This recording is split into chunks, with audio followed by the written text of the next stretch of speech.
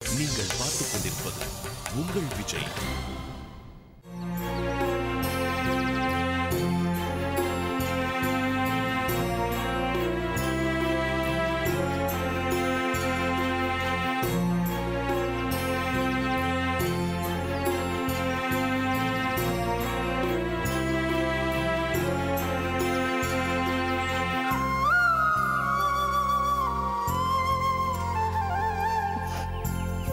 என்னடா எங்க உட்காந்துருக்க?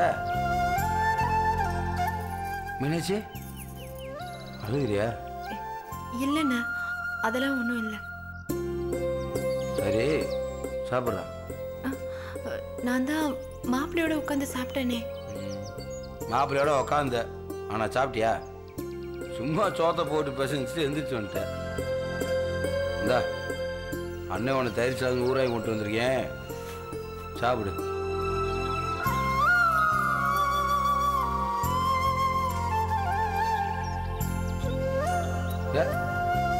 சாப்பிட்றா. நிஜமாவே எனக்கு பயங்கர பசி என்ன, ஆனா சாப்பிடவே பிடிக்கல. இப்பதான் 5 நிமிஷத்துக்கு முன்னாடி கொஞ்சம் தயிர் சாதம் கிடைச்சா நல்லா இருக்கும்னு நினைச்சேன். நீ கரெக்டா தயிர் சாதத்தோட வந்து நிக்கிற. அதாண்டா அண்ணன் தங்கச்சிங்கிறது.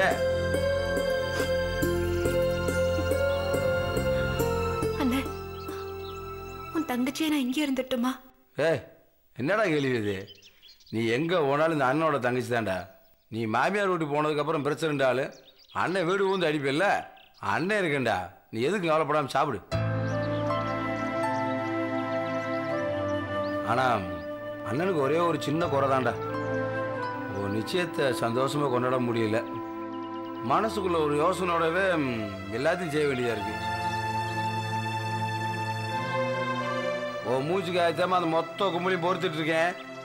இல்லாட்டி இப்போ அடிச்சு காலி வெளி விட்டுருக்கேன். உன்னை கட்டிக்கிறதுக்கு 100 பவுன் வேணும்னு வாய் ஊசாம கேட்டுச்சு வரும் அந்த பொம்பளை.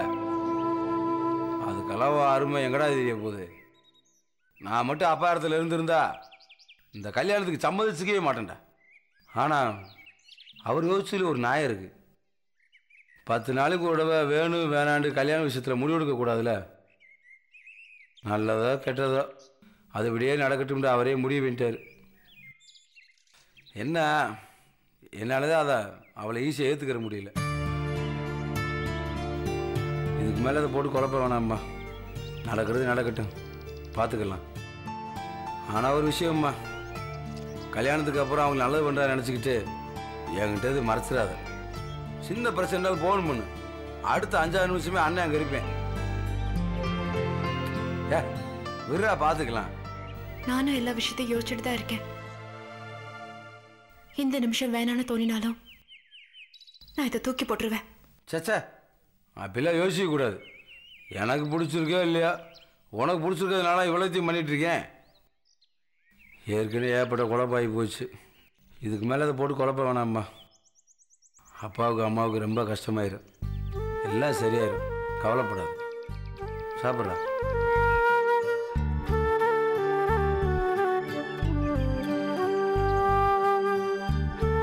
மீனாட்சி, அதுக்காக அண்ணன் உன்னை கட்டாயப்படுத்தலடா.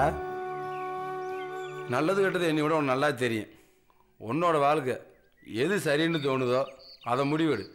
நீ தப்பே பண்ணாலும் நீ செஞ்சது கரெக்டுன்னு தான் அண்ணன் சொல்லுவேன். மனசு போட்டு குழப்பிக்காத.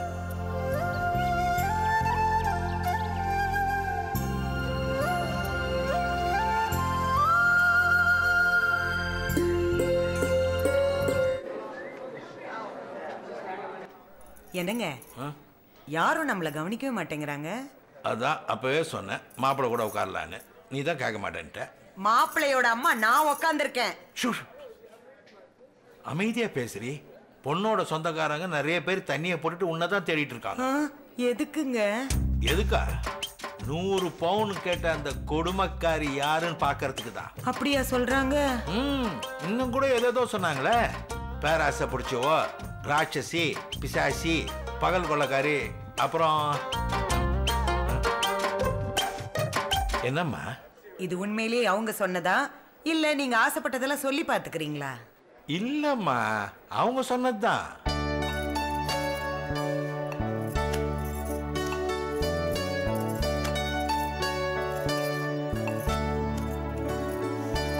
அப்பா ஒரு வழியா இலைய போட்டாங்க. இலையே இன்ஸ்டால்மெண்ட்ல போடுறாங்களே, சோத்து எப்போ போடுவாங்க? அப்பா என் இலை ரொம்ப டர்ட்டியா இருக்கு. கவலைப்படாதம்மா, வாசல்ல தெளிக்கிற மாதிரி இப்ப தண்ணியை தெளிப்பாங்க. கழுவிக்கா. அப்பா தண்ணி மேல பட்டுருச்சுப்பா. இது பரவாயில்லையம்மா, அங்க ஒருத்தர் குனிஞ்சு இலைய பார்த்துட்டு இருந்தாரு, அவ தலையில தண்ணியை தெளிச்சுட்டு போயிட்டாங்க. அப்பா வேற இலை கேட்டா தருவாங்களாப்பா? இதே அரை மணி நேரம் போராடி வாங்கணும். அடுத்த இலையை கேட்டோம்னா ராத்திரி ஆயிடும் கண்ணு. பரவாயில்லையா? இப்ப என்ன பண்றது? இலைய அப்படியே கையால மாப் பண்ண வேண்டியதானே. இப்போ ஓகே தானே? உங்க கையோட அழுக்கு இப்ப இந்த இலையில சேர்ந்துருச்சு. எல்லாம் விட்டமின் தான் ராஜாத்தி, போட்டு தாக்கு.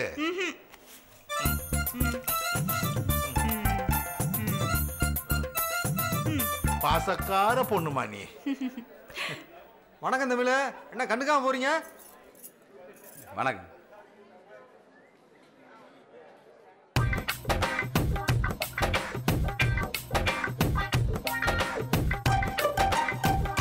ஆஹா, இவன் வேற நேரம் கட்ட நேரத்தில் இங்க வரானு.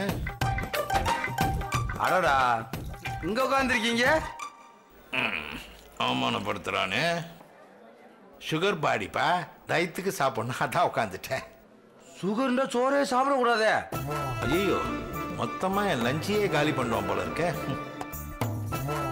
ஒருவேளை சாப்பிடலாம்பா, அது ஒன்றும் பிரச்சனை இல்லைன்னு டாக்டர் சொல்லியிருக்கிறாரு. ஓஹோ. டே குமாரு, என்ன மாப்பிள? மாப்பிள நான் சொன்னேன்ல. ஆமா, அவங்க இதே அவங்க. ஓஹோ, கவனிச்சிடலாம். கவனிச்சிடலான்னு சொல்ற மாடுலேஷனே தப்பா இருக்க. மாப்பிள நல்லா பிரமாதமா கவனிச்சு அனுப்புங்கடா. வாழ்நாள் முழுவதும் நம்மளை நினைச்சிட்டே இருக்கணும். சொல்லிட்டல, நல்லாவே கவனிச்சிடறேன் மாப்பிள. சார் ஒன்றும் பிரச்சனை இல்லை சார், பசங்க பார்த்துப்பாங்க. ஏய் ரொம்ப சொந்தமுடா. சரி மாப்பிள, நல்லா கவனிச்சிடுறேன்.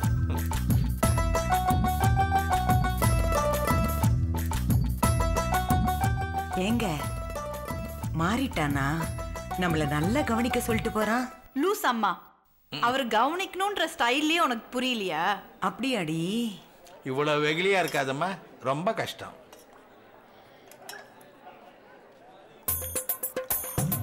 என்னப்பா இது நெய்யா? இவ்வளவு அதிகமா ஊத்துற? நெய் இல்லைங்க, சாம்பாருங்க. அடப்பாவி, சாம்பாரே இவ்வளோண்டு ஊத்துற.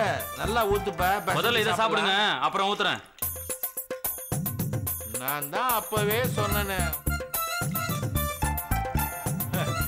மறைக்காதடி, நீ பண்ண காரியத்துக்கு ரசத்துல விஷத்தை கலந்தா கூட ஆச்சரியப்படுறதுக்கு இல்ல. என்னங்க எதை பார்த்தாலும் பயமா இருக்கு. குற்றம் புரிந்தவன் வாழ்க்கையில் நிம்மதி கொள்வதென்பதே.